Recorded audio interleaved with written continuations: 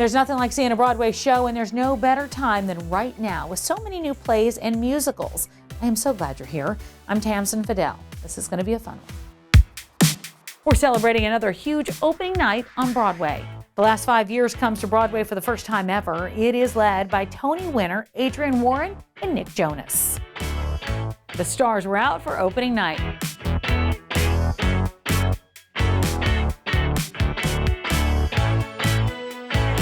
You know what's crazy is this feels like it's everybody's opening in a way, because there's so many people who love this musical after 25 years.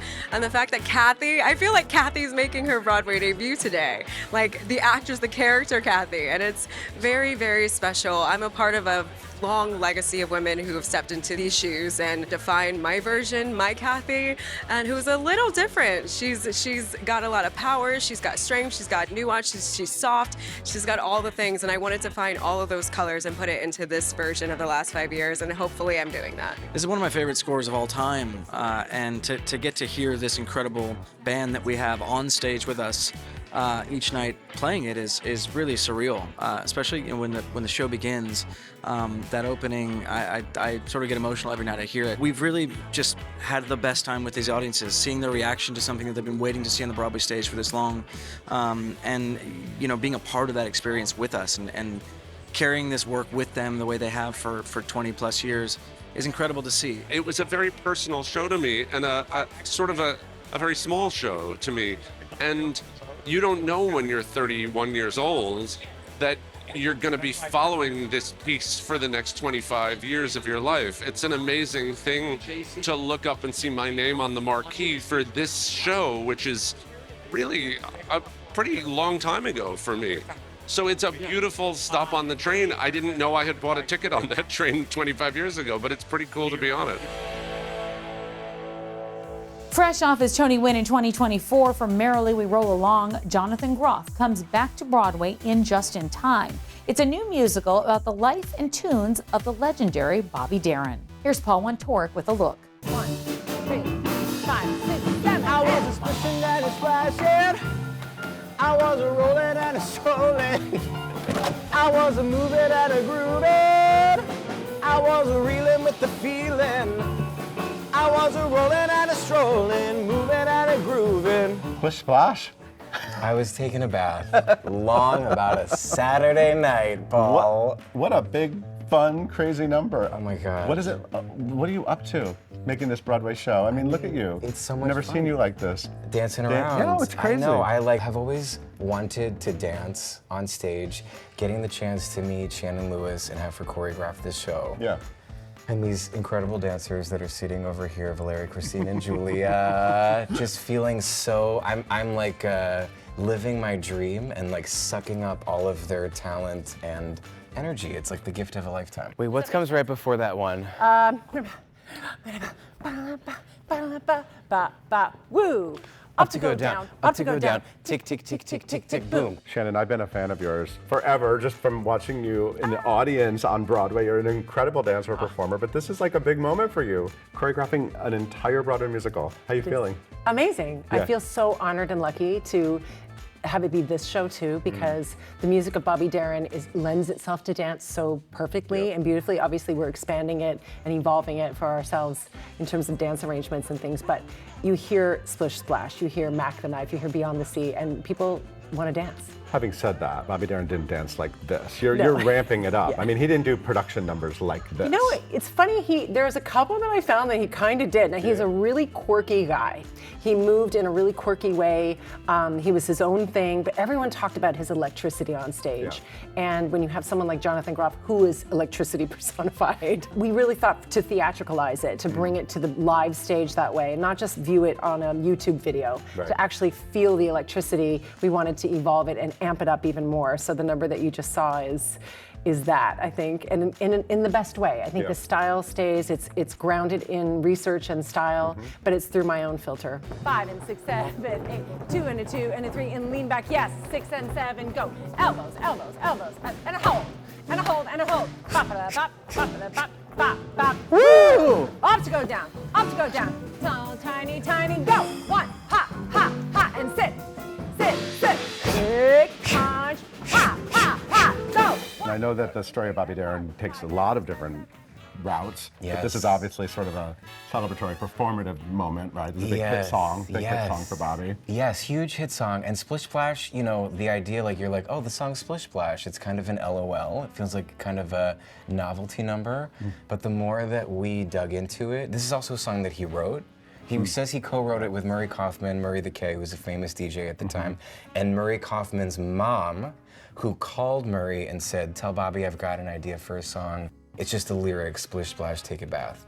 And then apparently in 15 minutes, Bobby Darin wrote the famous hit that is Splish Splash. And you pulled together this number in 15 minutes. And that's all it took, just 15 minutes and a lot of tears and blood and sweat.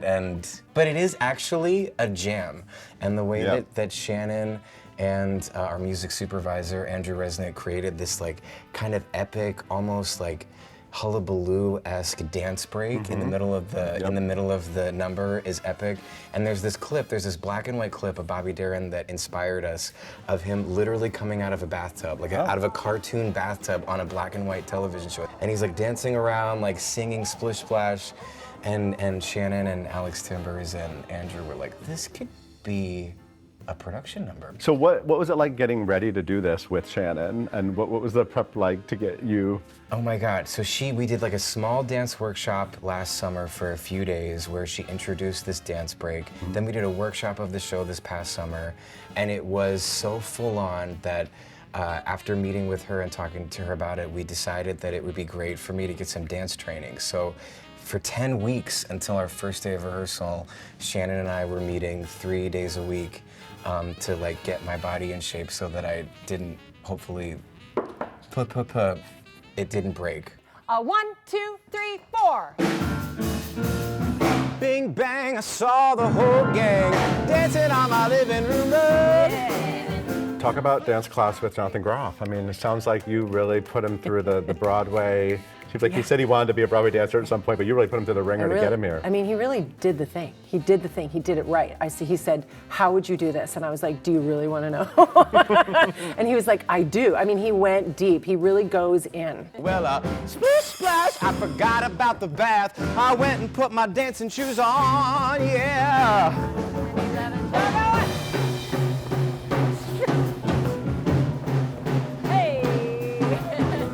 So you're rehearsing in the basement of a church because obviously Circle in the Square Theater is going to be transformed. What are people going to get when they walk into that theater? And you're going to walk in as Jonathan Groff, apparently, and then become Bobby Darin? Yeah, so it's funny, when we did the workshop this summer, I start the show as myself, and it was important for us to honor the present moment at the beginning, at the top of the show, because Bobby Darin's magic was kind of be here now energy with his audience. It was really exciting, the intimacy, the connection that he had with them. And it's that kind of energy that we're beginning our show with, like getting the audience on board, that we're all here together in this room right now. Anything could happen. And now, you know, we have an enormous company of actors, a full 12-piece band, and we together go back in time and tell the story of Bobby Darin's life and music. I was a splishing and a splashing. I was a rolling and a strolling. 6, 7. I was a moving and a grooving. I was a reeling with the feeling. I was a rolling and a strolling, moving and a grooving, reeling with the feeling, a rocking and a rolling and a strolling, moving and a grooving, splish splash. Yeah.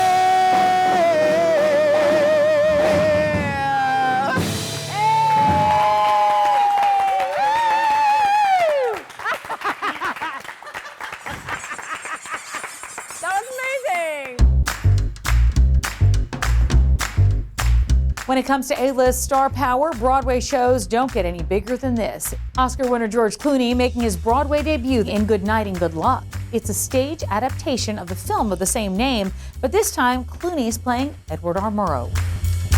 We hit the red carpet with the stars opening night.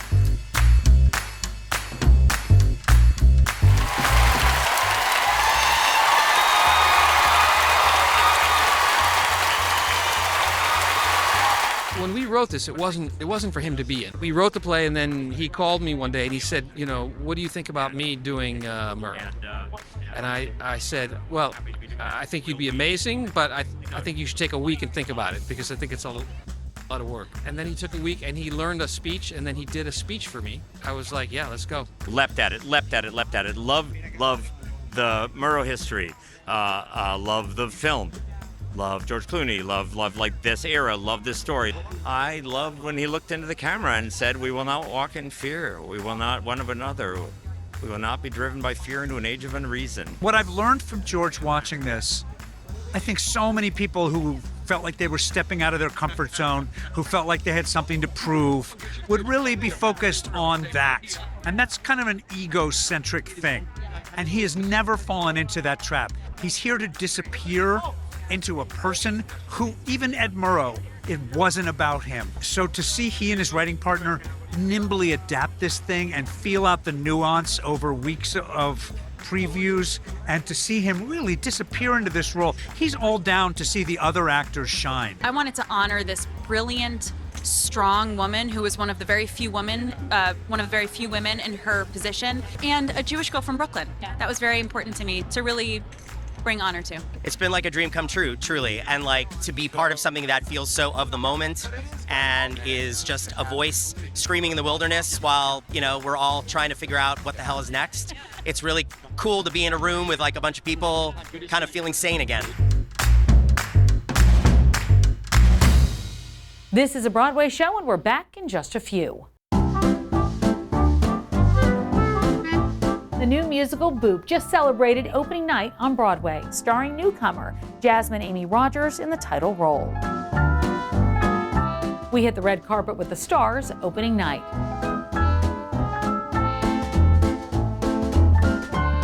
I just love how silly it is, but there's also so much heart in it that, you know, we're not getting just this 2D depiction of this cartoon woman. We're really getting to fully flesh her out, and just the fact that I get to do that means the world to me. I have never experienced it before, of seeing someone who's making their Broadway debut and just having such confidence and such sparkle and such discipline. I think she's a star. She's a star. You know, I love how this musical sort of treads two different styles. You have like this beautiful 30s, 40s, the nostalgia of that, you know, like big Broadway musical, and then you have the other foot that lives in like the real world in 2025 in New York City, and it's like the buzz and the grit and the color. That's really exciting to me. My favorite part of the show is the music. It has gotten like ingrained into my brain to the point where when I'm home in my apartment, I'm singing it. It's like, oh wow, it's like I'm never really away from it. Turn your brain off for 3 hours, turn your heart on, and you're gonna laugh at a lot of stupid things. I am so stupid in the show. I can't even begin to tell you. I am so stupid. And the audience laughs, I laugh, the cast laughs. We're just having fun. This show is a joy bomb that is going to hit New York, and hopefully everyone will walk out. They already are walking out smiling ear to ear, and I hear this a lot. It's joy, it's joy, it's joy. I can't stop smiling. I had the most amazing time. That was the goal. That was the idea. To remind people that love, joy, color, those are the things that matter most. Your wish has been granted. Aladdin is pure Broadway magic at the new Amsterdam Theater, now for more than a decade. All right, well, let's just jump in and talk about your long love affair with Princess Jasmine. Oh, yeah. I love her. She's a part of me. And I think when you grow up, I'm a mixed race kid. I'm half Indian, half white. You look for role models as a kid, and she was always one of them. You know, she's so many things. You see yourself visually represented, but also she's tough and smart and courageous, and she goes after what she believes in despite what everyone says around her. So I think she's an awesome role model for kids, and I love to be able to do that in a reimagined Broadway version of that every day. Does it still feel emotional to play the role each night? Yeah, there's always moments, you know, I've done it like almost 500 times now. Crazy. It's in perspective. Yeah, but like, you know, I think that you relax into it after a while, and so there's moments that like surprise me. And I hear a phrase in a new way, or like I'm watching other people and noticing something for the first time in that moment. And I think that makes me emotional, totally. Every day, there's a little kid in that audience whose life has changed forever. You know, people are like, why do you think Aladdin's been so successful? And I think it's because we are so rooted in joy. everyone is so happy by the end of the show, and that can be cathartic and healing, and there's so much not joy going on in the world, and so I think that it's a beautiful thing to return to that and to choose joy every day. And what's remarkable is being in the show now as an adult, but you've played this role before, right? What's the difference between those two? I feel like there's a little difference. I mean, production value might have been a little different. Aside from that. No, I actually, it was funny, a friend of mine who I hadn't talked to in years sent me clips from that production. I played Jasmine and Aladdin Jr. when I was 12. And it's funny because there's parts of it that I'm like, I actually recognize myself in that little kid with braces. And we obviously didn't have like a real flying carpet and all that stuff. But yeah, it's like, it's the same heart and like the little kid in me I bring on stage with me every day too. What did your family think when you got this role a year ago? I think that like the honor and the pride they felt was the most emotional part of the journey for me. And you know, they've like seen me be an actor auditioning for years, and they've known I've wanted this my whole life. So I think to be there on my Broadway debut night, and so I come out on a cart in my first scene, and I can see the audience, and I immediately spotted my parents, even though they were wearing masks, and I was like, okay, I can't look there for the rest of the night, because I could just see them like crying, and yeah.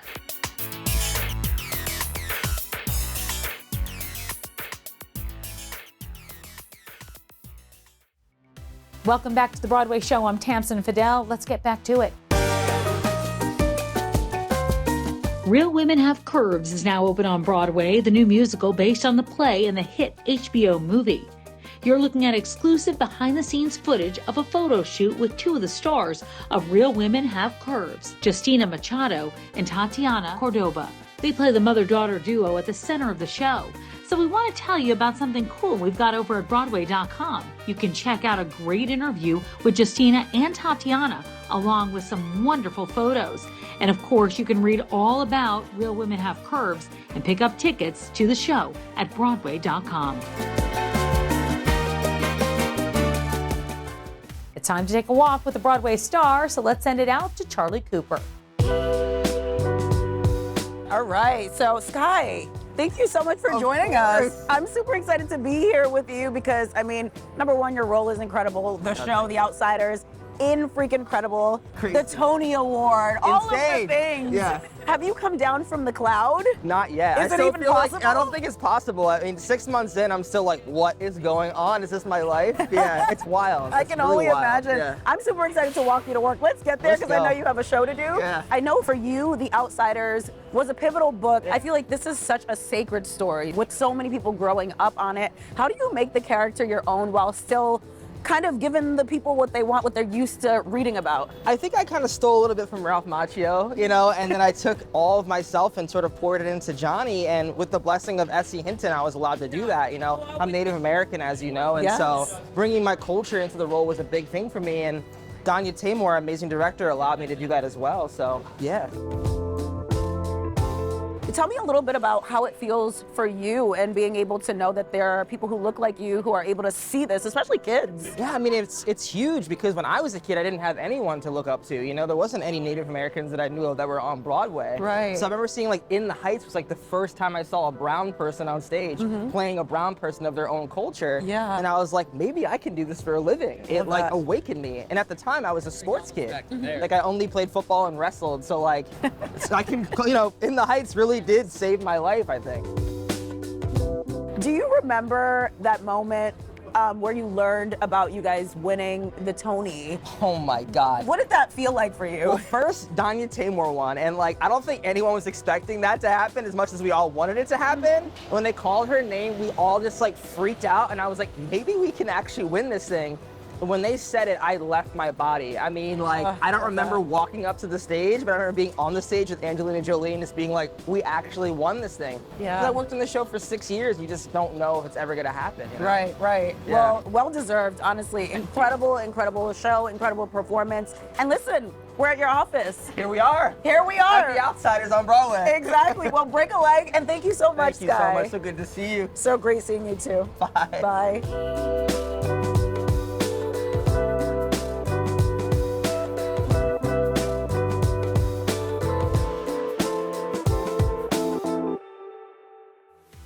And that's going to do it for us. But for tickets, or if you want to check out our extended cuts of all these interviews, head on over to Broadway.com.